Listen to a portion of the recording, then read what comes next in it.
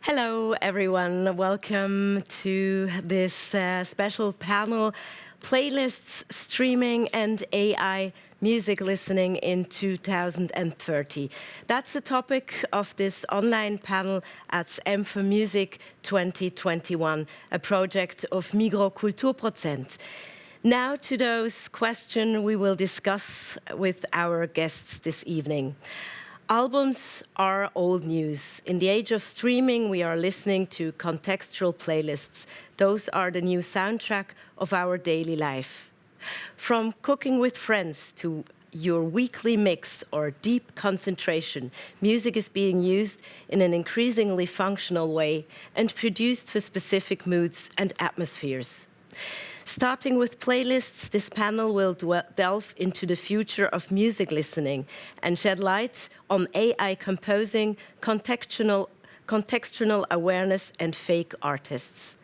We will also discuss the political power struggles between majors and Spotify and their multi-billion profits. And lastly, we will talk about what's on the cards next and whether musicians will still be playing a role. I would like to introduce you now to our speakers this evening on the panel. We will start with Liz Pelly. She's a music writer and editor for over a decade, contributing editor and columnist at The Buffler, bylines at Freeze, The Guardian, The Village Voice, Logic Magazine, The New York Times, NPR, Rolling Stone, Pitchfork, and many more. Liz Pelly is currently researching and reporting on streaming services and how the platform economy impacts music.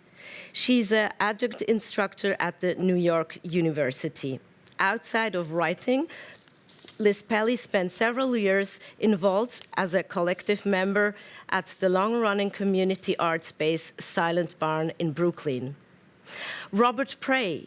He's an assistant professor at the University of Groningen Center for Media and Journalism Studies. He's researching the way Spotify promotes music, how it affects music industry. He speaks about Spotify as the new radio.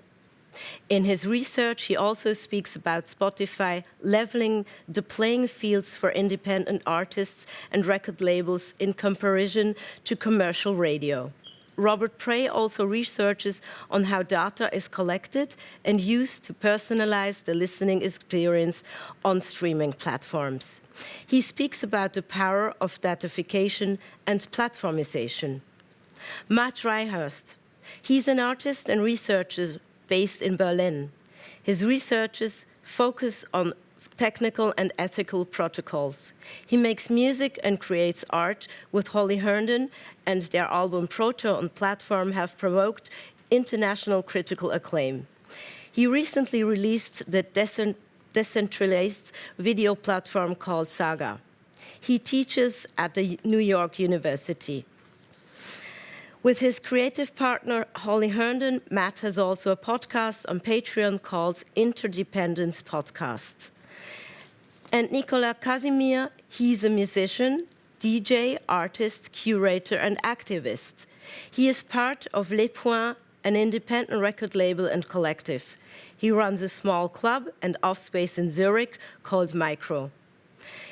Nicolas Casimir likes to think about new spaces where inclusivity and transdisciplinarity are part of the normal framework.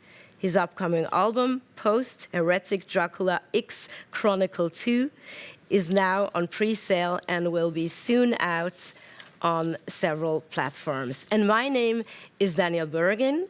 I'm working as head of music and culture for Radio X in Basel. I'm a DJ and organize a music festival in Basel. So, when I was young, I used to listen to certain albums to create my soundtrack of the day, of my life, of my mood.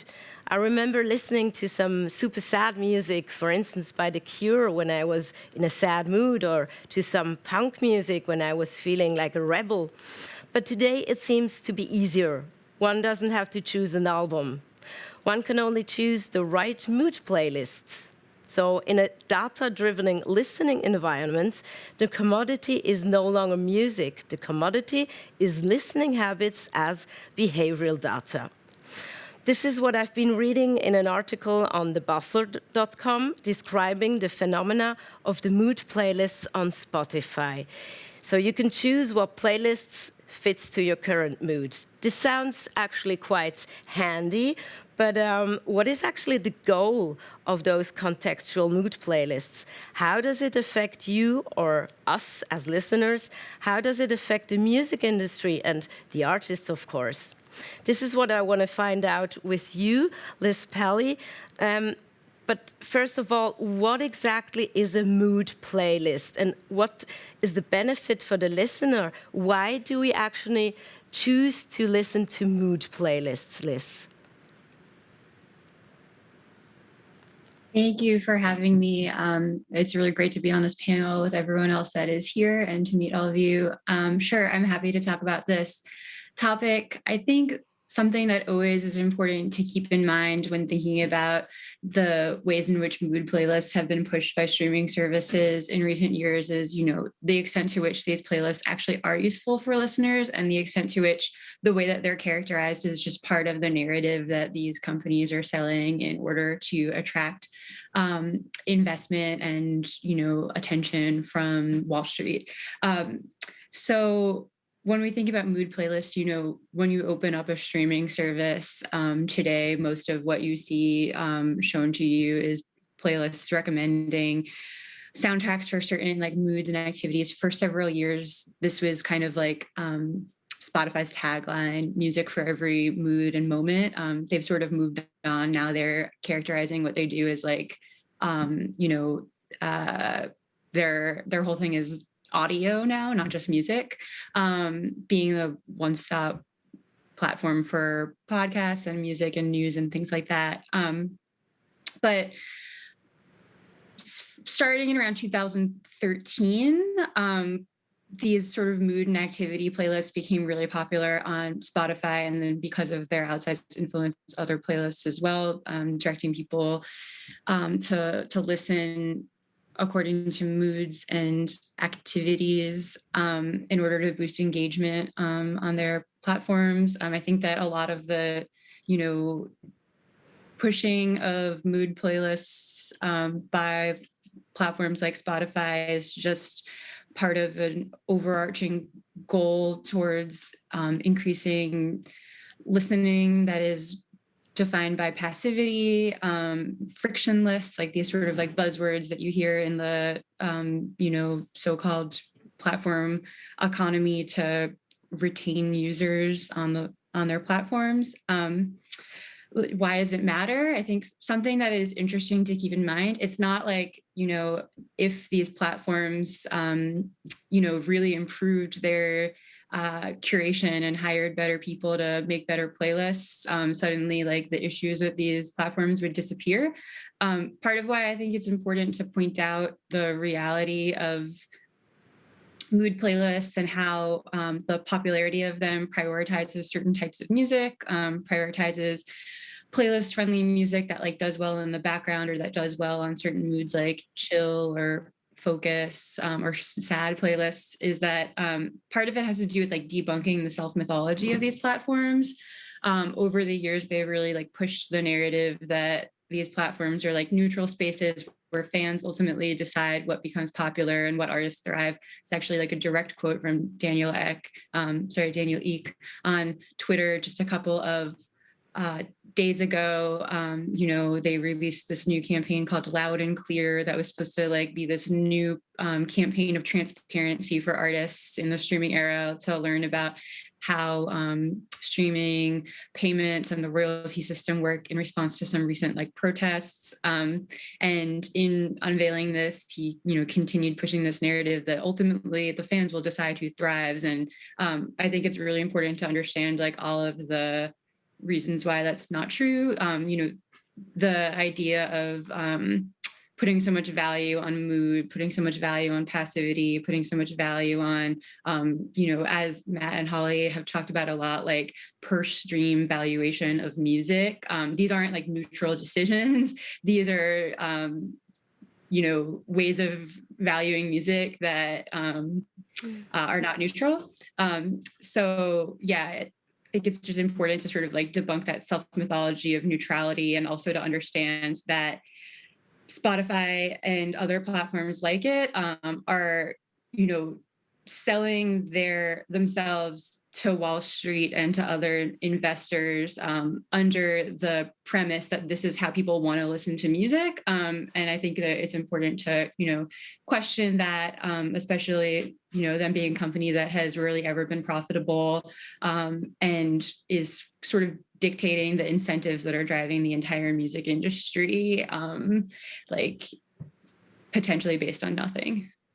So actually, it's all about. Is it all about money? Is it about putting advertisement first?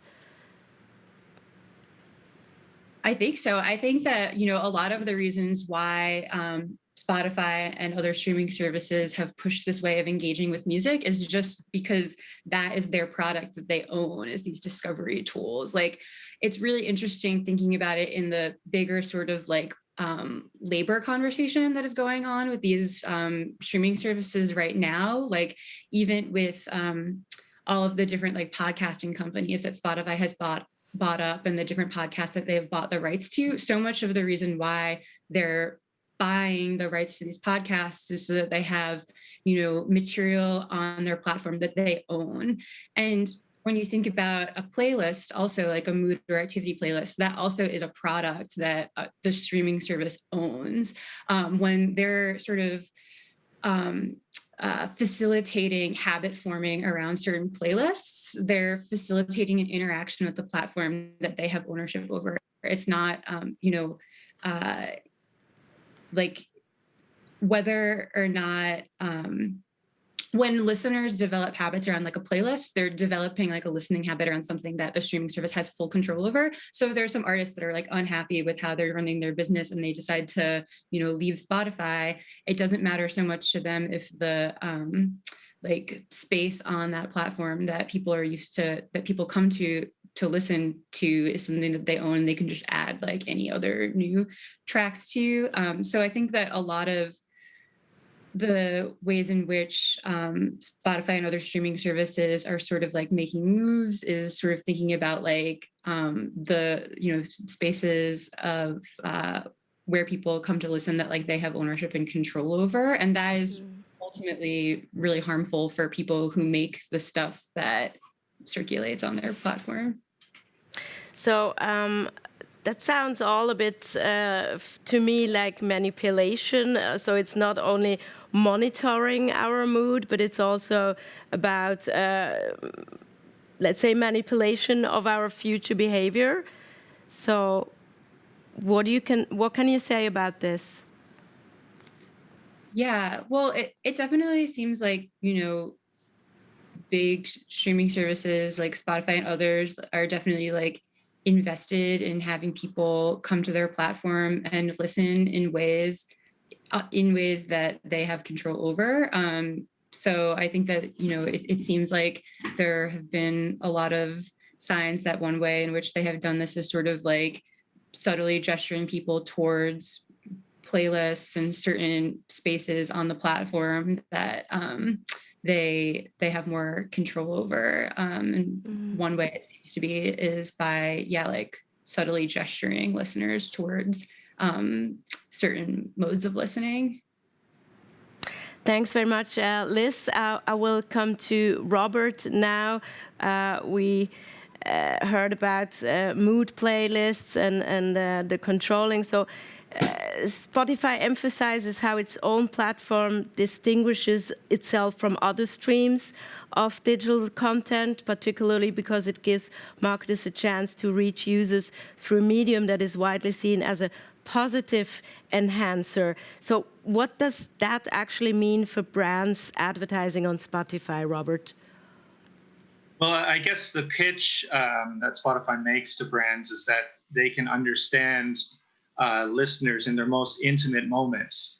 That when you are sad, when you are down because you just broke up with your boyfriend, they will be able to understand this by the playlist that you listen to. When you're getting ready to go out and party, they will be able to understand this by the party playlist that you're listening to.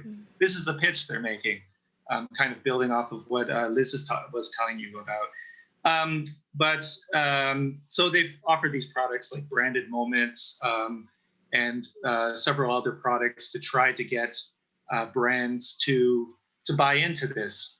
It hasn't been that successful. I think Spotify only makes about 10% of its revenues from advertising. And for anyone who's spent some time listening to Spotify, you realize that most of the ads you get are trying to get you to pay for premium Spotify. So it's mainly the ad-supported version of Spotify. It seems to be trying to annoy you enough that you will end up paying, 10 euros a month or whatever for the premium version. But that is the pitch, and there's a lot of research behind that, of course, that music is a particularly useful tool to try to understand our innermost desires and the moments that we are, the context through which we are experiencing life, right? And so, that's basically what they're trying to do.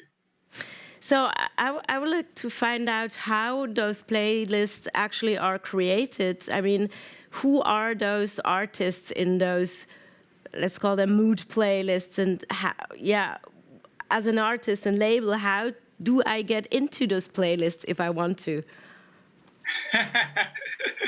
You're asking me. Okay.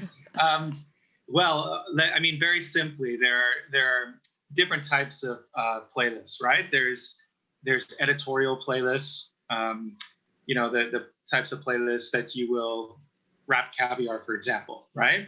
Put together by Spotify editors. Then there's the personalized algorithmic playlist. So if you open up Spotify on a Monday morning, you might see your Discover Weekly, right? A list of, I think, 30 tracks or something specially made for you. But, so generally you can separate it between, I'm talking about Spotify curated playlists because, of course, there's billions of user-generated playlists as well. But you can separate between editorial and algorithmic. But really, in reality, every playlist is a combination of this. Some people use the term algatorial. It's a hard word to say, but it, kind of fuses these together, right? Because even the editorial playlists rely on a lot of data, right? The editors are looking at all the data. They're looking at, how many times a song has been skipped, how many times it's been saved. And they're using this to make decisions. It's not just based on their own, gut decisions, right? I have a colleague who did research on Spotify playlists, and he was talking to a curator of New Music Friday, the popular playlist that comes out today, every Friday of new music. And the curator told him that it's really this playlist itself is really editorial in the first week, right, in week 1, and then in week 2 the algorithm takes over and they start following the algorithm more. So I can't tell you exactly how to get on this playlist, but that's a brief, overview of how it works. Mm-hmm. Can you tell us a little bit about the representation of major labels versus indie labels in those playlists? Well, my team and I, we did research on this, actually. We were looking at the last 7 years. Well, we're looking from the period from 2012 to 2018 on Spotify. And we found, some interesting things. First of all, kind of just building off of what Liz was talking about, that Spotify has been really pushing playlists. Mm-hmm. So there's narrative that playlists are so popular because listeners like you and I, we prefer them over the albums. And there's a point, there's a case to be made for that, right? But if you look at the actual data, you can see that they've been, since about 2012 at least, they've been promoting their playlists far more than what actually listeners were listening to the playlist, right? So if you look at the consumption hours on Spotify, and in 2018 it was around 30% of content hours listened to were Spotify playlists, but they were promoting playlists at about 50% over albums and over tracks. And then if you look at the breakdown of major and indies, we found that it's about, so we looked at a whole data set. We compared all the tracks on a large sample of user-generated playlists to a large sample of Spotify curated playlists. And there's more major label tracks on the Spotify curated playlist. It's about 50 to 40%. But that's that might tell you that Spotify is favoring the major labels, but the major labels at the same time are really unhappy with how much space they get on these playlists, because they, of course, are looking at their market share, which is like 69, 70%. And they're looking at, they're remembering the good old days of radio. And if you've ever listened to commercial radio, you know that it's majority major labels. So it depends on what you compare it to. So there's a lot of research that shows that indie labels are gaining market share on playlists. But, the question of, comparing indie and major labels nowadays is so complex too, because I mean, if you look at South Korea, for example, and, these K-pop labels like Big Hit, right, which releases BTS. I mean, they're considered an indie label because they're not part of the Warner, Sony, Universal. So a lot of this data can sometimes be a little bit difficult to interpret. Thanks, Robert. Before I will go over to another topic, I would just have a last question to you, Liz. For me, this was a totally new term I've been reading about, Spotify core. So maybe you can explain us what is this exactly and what's behind that term?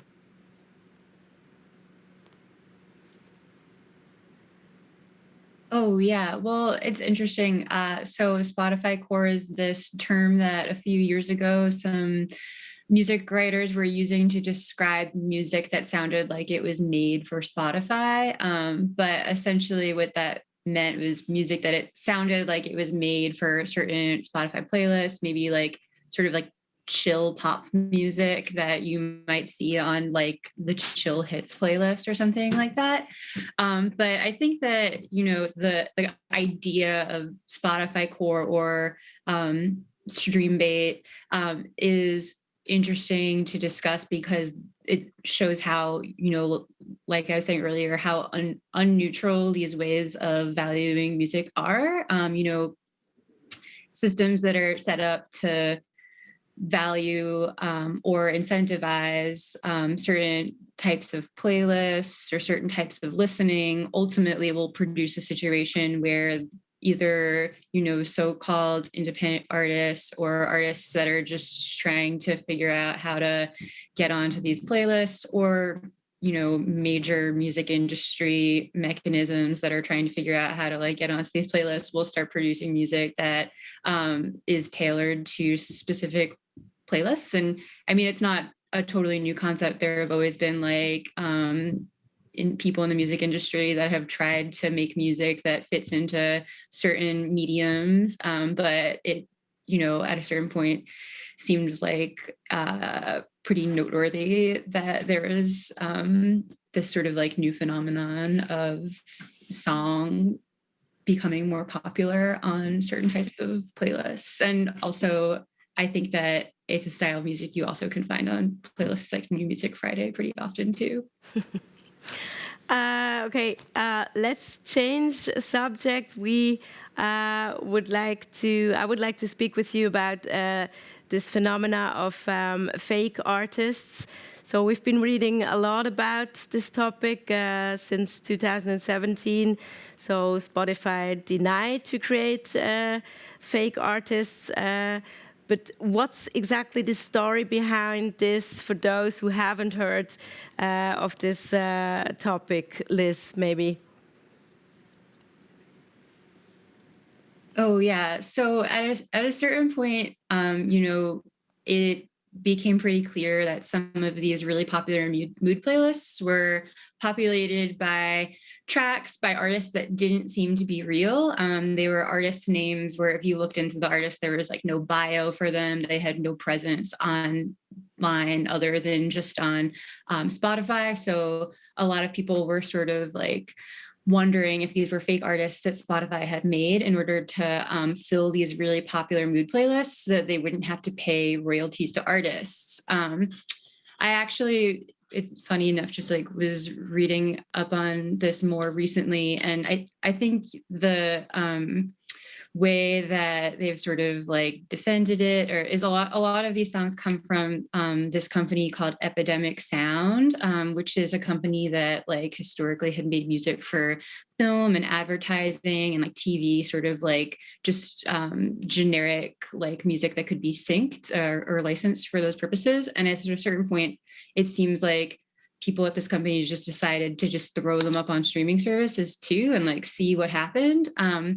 From what I understand, because of various terms with like these types of songs, there is something about them that makes it so that there aren't as many licensing fees or royalties to be paid for them. So it seems like there is some sort of like financial incentive for streaming services to prioritize this type of music over other songs where they would have to pay a higher royalty.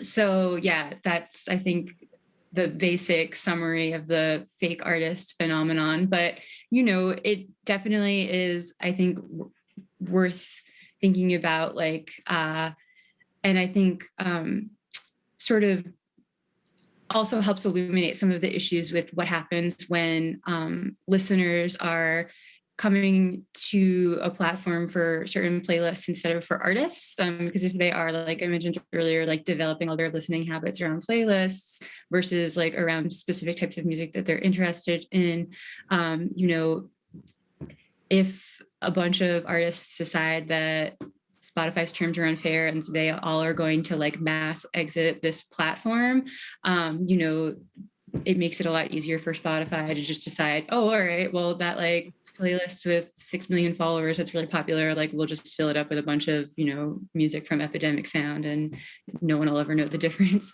So not to give them any ideas, but, you know, I think that this has already been discussed like pretty widely anyway. Thanks, Liz.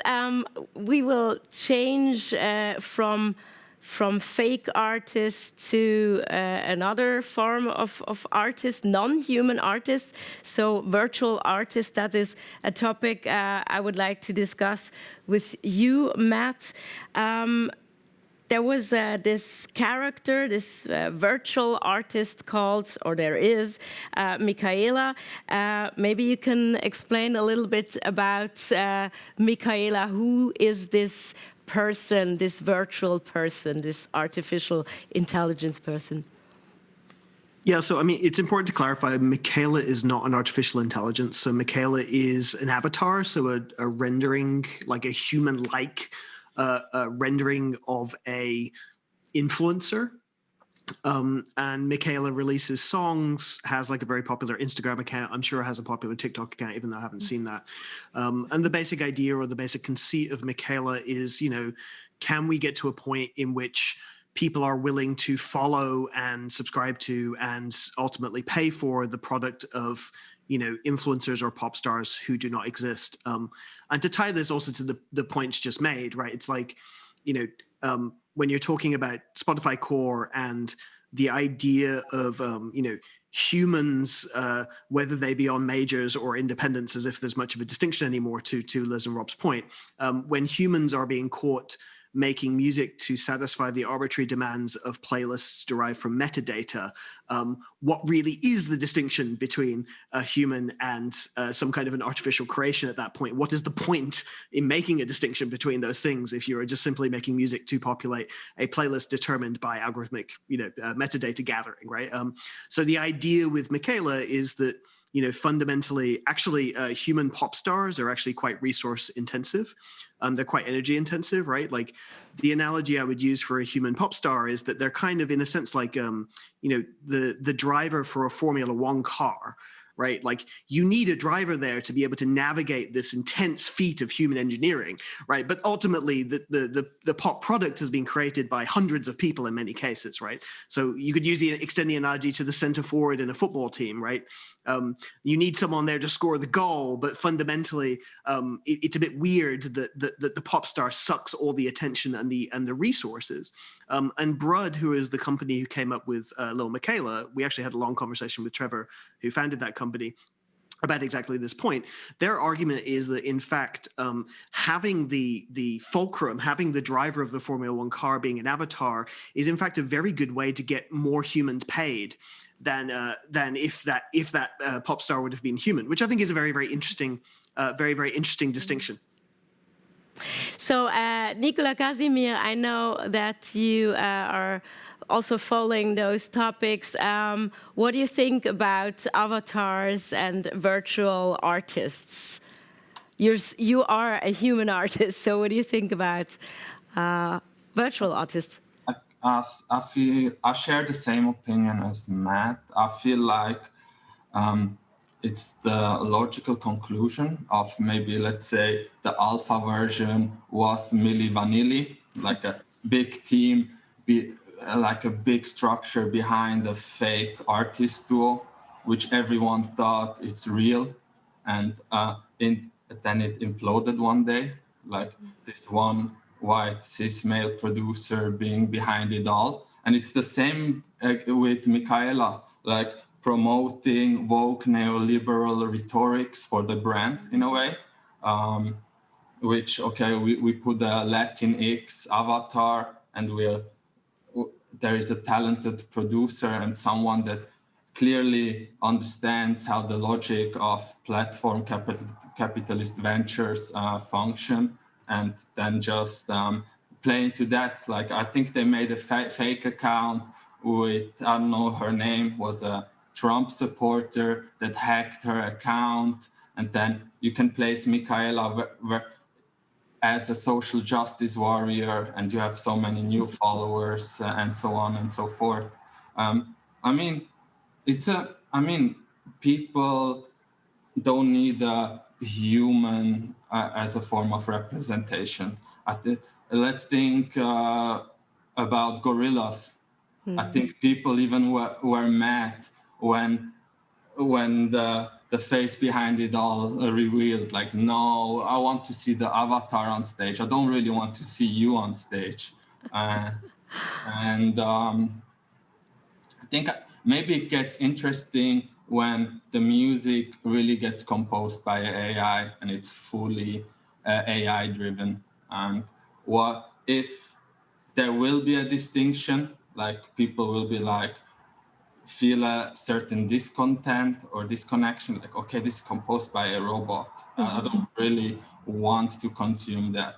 So is a human factor really important or not? So I don't find this project particularly interesting. Mm-hmm. It's a repetition of patterns that were here in the music industry for decades. Thanks, Nicola. So, Matt, let's speak about innovation. Let's speak about AI composing music. How far are we?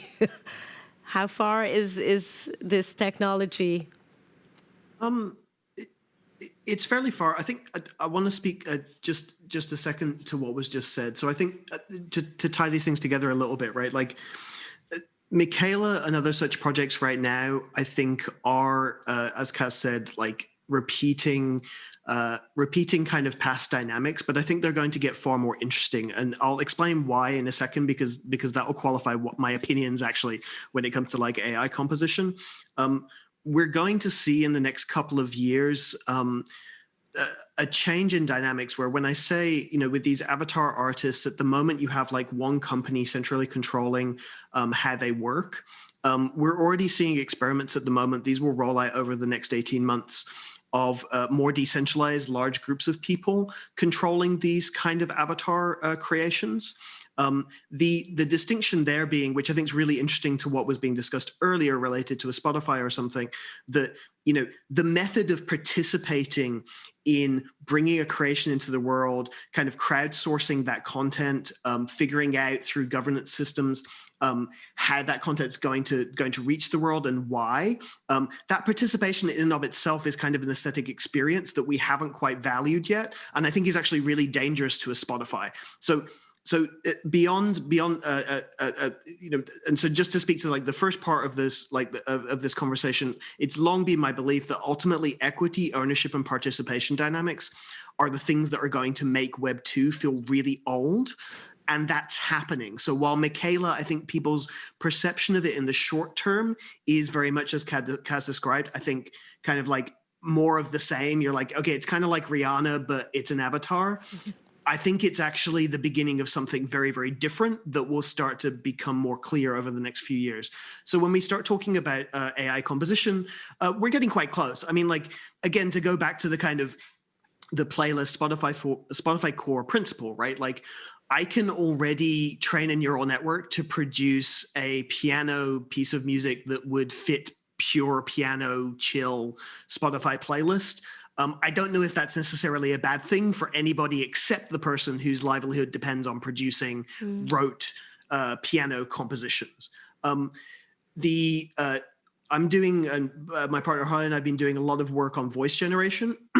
On the research level, we're probably within 5 years away from that being really dangerous in terms of being able to generate like convincing enough voices to perhaps augment an avatar controlled by hundreds of thousands of people. And so, yeah, so this stuff is coming. If anything, my position on it is that I welcome it. And I think for a couple of reasons, right? Like, first off, I welcome it because I feel like one of the great mistakes of the past 10 years of the kind of Web 2 economy and a lot of the fallout that I think both, I mean, Liz's work has really spoken to a lot of this, and Rob, your points also spoke to this. A lot of the fallout and confusion, I think, has been this kind of weird time where we've all lived in, where everything is kind of put in the same camp, right? Where like, the weird indie niche artist that traditionally you wouldn't have conflated with the pop star was put in the same playlist. And that was kind of considered an innovation and a great period.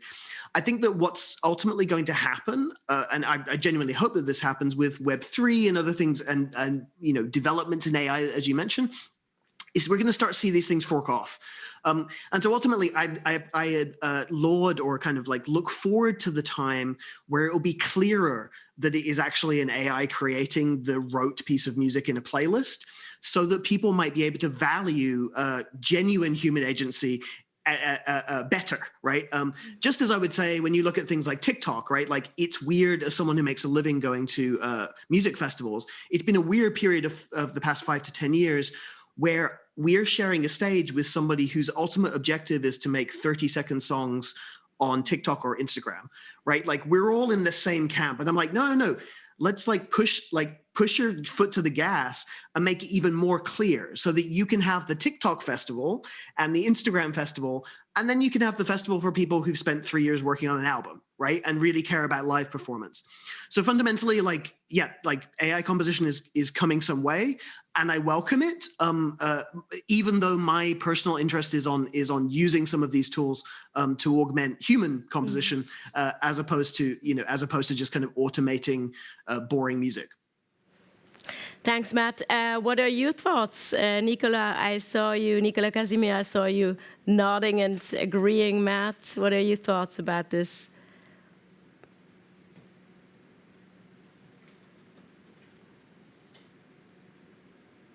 Will you? Sorry. Well, I couldn't add more than Matt. I think it would be redundant information if I would add to this stuff. I got a lot to speak of in the view of independent artists, so maybe save time for that. Okay. Other questions maybe later. Yeah. But okay, so let's speak about the independent musicians and artists, so-called independent. Nicola, you are an artist, label owner, curator. of a small club. So curation is a really important topic for you. So let's go back to the streaming platforms in general, like Spotify. As an independent artist and indie label owner, what do you think of those phenomena? Maybe first off, I would like to demystify the wording independent. I don't like to use it because I'm so dependent on so many things around me. I feel like this wording independent plays into this nostalgia or myth of this independent artist that can just be in his studio, produce, and everything else will be taken care of, and the payout just rolls. Just not how the market works. Like as I think independent, if you break it down to niche labels, it's the term of being underground, like this really weird sense of, hey, my music is so underground, but what does underground mean in times of Spotify, SoundCloud, Bandcamp, like being on a platform? Is that really being underground, or are you even underground when you distribute tapes via Bandcamp and so on? And I feel like, where have you been if you still call yourself independent? I mean, in a way, you have no other opinion than to interact with those markets. And you still have lots of choices how to interact with those markets, with those streaming platforms. I didn't even know how many streaming platforms there were. So I asked my distribution, which is Word and Sound, and I got a list of we're distributed if we want on like 35 platforms. 35 platforms. So it's, like every region has its own. And I mean, newly that they spoke of, now your music could be distributed on TikTok as well. So there is a clear entanglement between social media and streaming services in a way. So also the big question is, for me as a niche electronic label, which demographic do I want to please? I feel like streaming is super Gen Z in the music. I don't know how it is for mainstream. Maybe someone has an answer to that, how the demographic on mainstream music is, but I still think like Gen Z is the super dominant consumer. And so now you have your niche label that puts out 500 records, they get sold out. You have your Bandcamp, and then do you want to participate in the economy of streaming platforms? What's the game? Do you want to miss out on the Gen Zs or not? Do you want to please them? So it's always a game of missing out. The distributor would be, you have some chance to get on a Spotify playlist. We can pitch it for you. And you're like, do I really want to deconstruct my music, which anyway through radio and DJ sets will be done as well. So is it that harsh that it lands on a playlist? I feel also you're very dependent on social media, cutting through the noise. Same for Spotify playlists. Algorithms will fight always against you. So they will push, as Rob said and wrote, like they would go into niche markets. Let's say a drum and bass playlist would put their own playlist on top of that and get all the attention away from your playlist. I guess also cutting through that noise. I mean, it's a very Web 2.0 millennial thing, being like, I remember I started around 2007 doing parties, going out, flyering, and then the convenience of Web 2.0 came, and you're like, oh, wow, it's so convenient.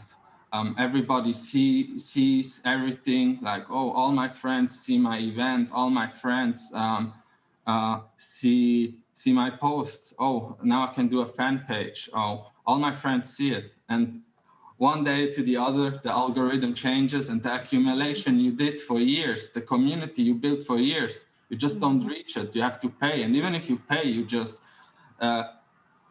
reach a fraction of it. So you're very exposed, and in a way you're exposed, but you can still choose your exposure in a way, which is so ambivalent and absurd. Yes.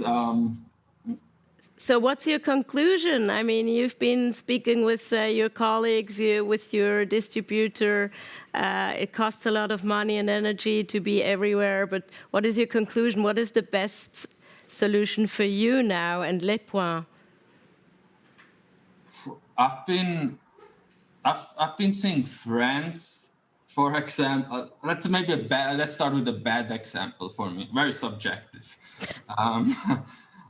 I've seen friends or fellow DJ colleagues doing crowdfundings for their album productions or whatever. You would never see something like that 10 years or 20 years ago. And I feel it gives a wrong signal to the audience that music is charity, that music has no inherent value, that, okay, I saw like a colleague, should I be particular? No, a colleague, he's older, boomer generation, that generation mostly has more money. He's a club owner, so we make it for his album. He found it about 40,000 Swiss francs. Let's say it's equally to 35,000 euros for an album production. And I mean, he had fans that would pay 1,500 francs to have him over and make a pizza with them and play some songs. And then I wanted to transfer that to my demographic, like who of my millennial friends or Gen Z friends would have 1,500 to give me in a way of charity? No one, because that's how, like, people still have this notion that history works in a linear way, that it's all about progress, that millennials earn more than boomers, and it's not how it functions. That's the sad truth. So, but I mean, I don't want to be super tech specific on Web 3.0, but I see some potentials. It's very it's in the baby steps there are platforms.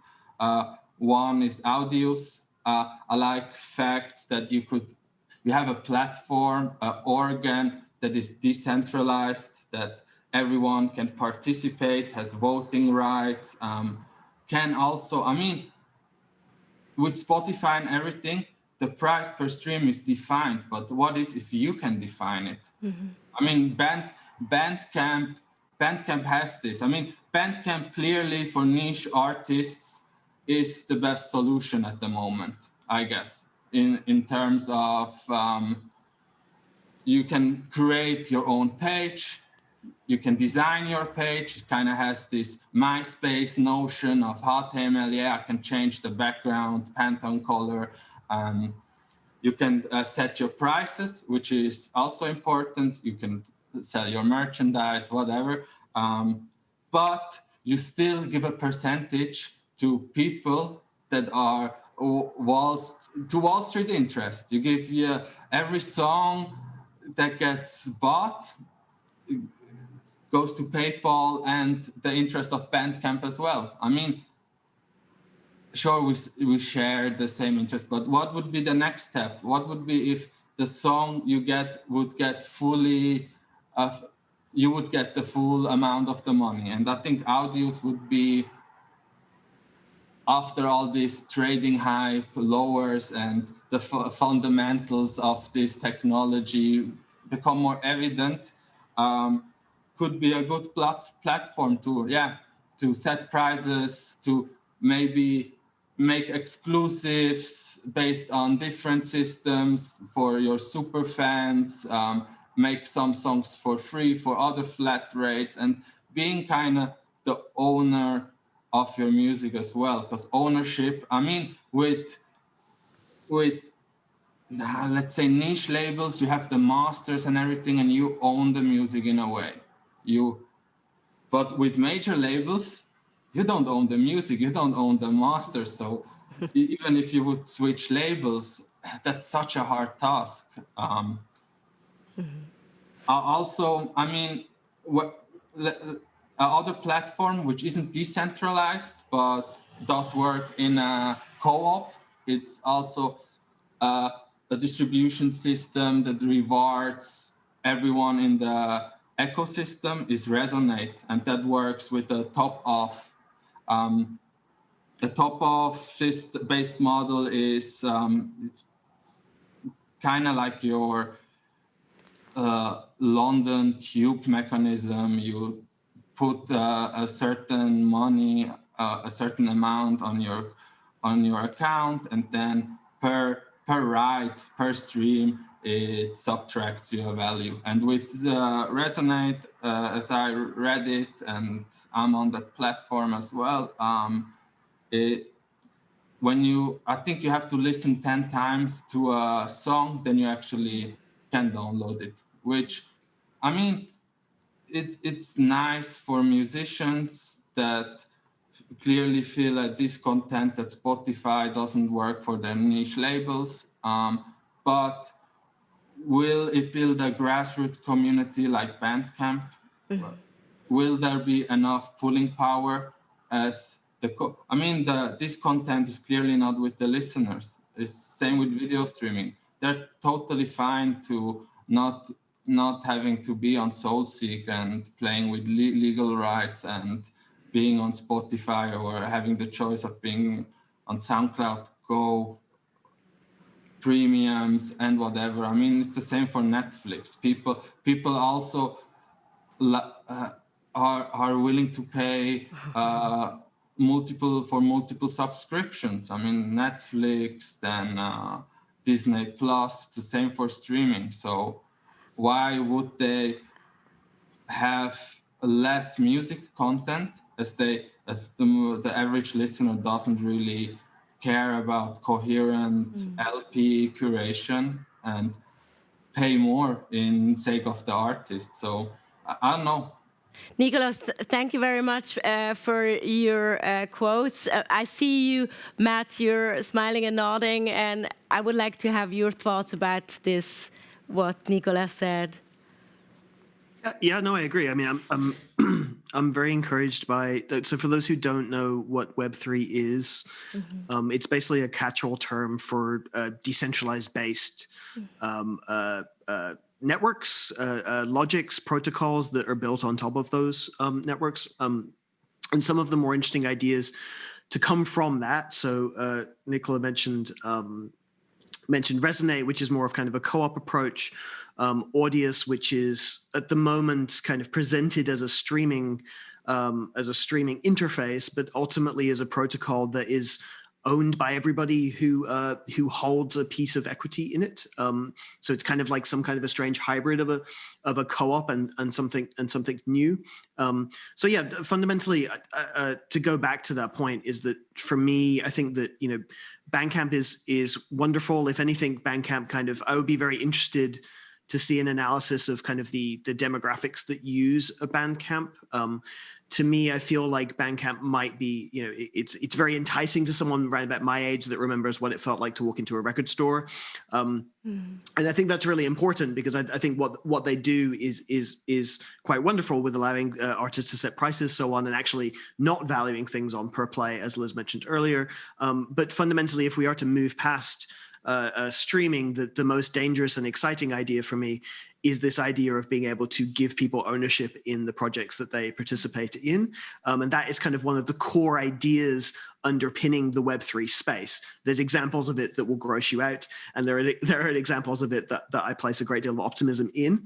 But once you start from that basic principle or foundation, you can have lots of wild ideas, right? And so what I mentioned earlier about the idea of, let's say, 10,000 people having ownership and voting shares and a voting stake in the decisions of a virtual pop star we're talking about 2 years away. That's not like a science fiction idea.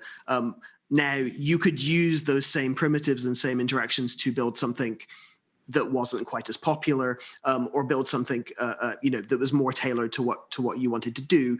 But what I'm mostly interested in is the fact that there's a new suite of tools emerging that small communities, large communities alike will be able to play with, and fundamentally to get to the fundamental point, right, is that we had 10 years of I would describe it as maybe like a California hegemony, right? Like this idea that there's a few people in California who make decisions, and it doesn't really matter, what your conditions are, what your priority is. If a designer in Palo Alto decides that you're not going to be making money this year, then you're not going to be making money. Moving instead to a different vision of the web in which those decisions are also decentralized. And so, for me, as critical as I will be of Spotify and Web 2, we've kind of, I think, crossed over. The tools are sophisticated and developed enough now to dedicate most of my time talking about the potential there, as opposed to looking backwards. Thanks very much, Matt. We have a couple of minutes, I guess, so I would like to hear from you, Robert and Liz. What are your thoughts? If you could tell the future. We were saying in the beginning we're actually hoping to hear something about future in music industry. 2030 was the number. So in an ideal world, how will it be in 2030? I'm starting with Robert. Oh gosh, an ideal world. I have more of a question, because we were talking about AI earlier, and my feeling is that there's a lot of attention focused to AI composition, while I think most of what is being done with AI right now is the curatorial, tagging music, categorizing it, recommending.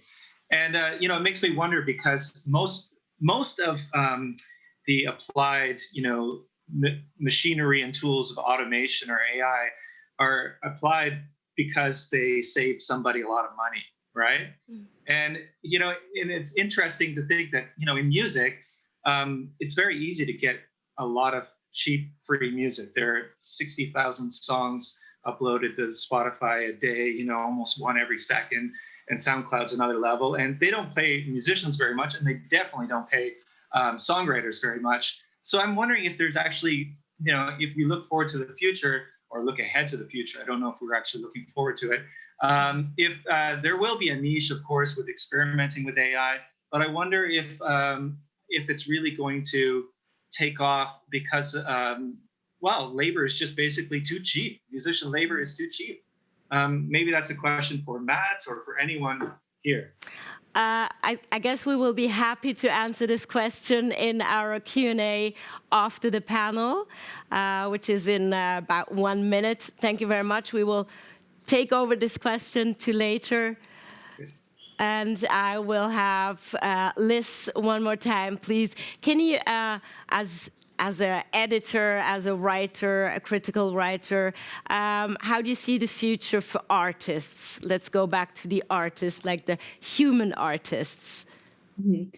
Well, I feel like, of everything that was just said, the thing that sticks out to me that is the most exciting is what Matt mentioned about these principles of artist equity, ownership, and participation. And I think that, there's a lot of conversations that could be had about the different technological possibilities. And I think that it's fair to say that there are some aspects of the Web3 space that are kind of disturbing.